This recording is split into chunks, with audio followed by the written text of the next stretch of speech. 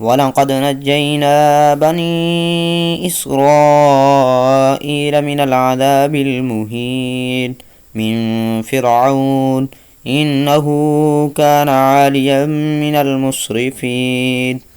ولقد اخترناهم على علم على العالمين وآتيناهم من الآيات ما فيه بلاء مبين.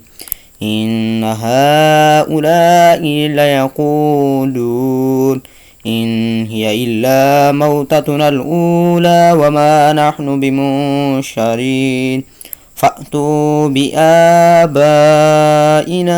إن كنتم صادقين.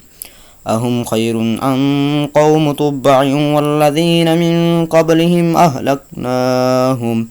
أهلكناهم إنهم كانوا مجرمين. وما خلقنا السماوات والأرض وما بينهما لاعبين ما خلقناهما إلا بالحق ولكن أكثرهم لا يعلمون.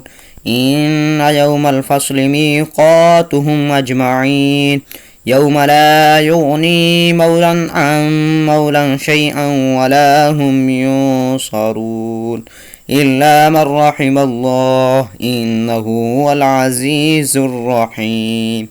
إن شجرة الزقوم طعام العثيم كالمهل يغلي في البطون كغل الحميم خذوه فاعتلوه إلى سواء الجحيم ثم صبوه فوق رأسه من عذاب الحميم ذق إنك أنت العزيز الكريم. إن هذا ما كنتم به تمترون.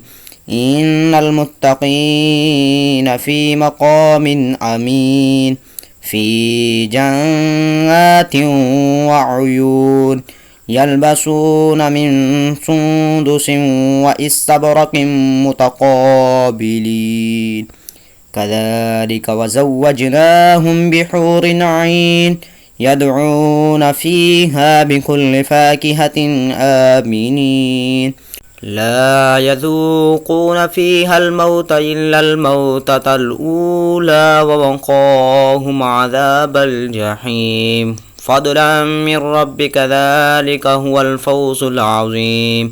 فإنما يسرناه بلسانك لعلهم يتذكرون فارتقب إنهم مرتقبون.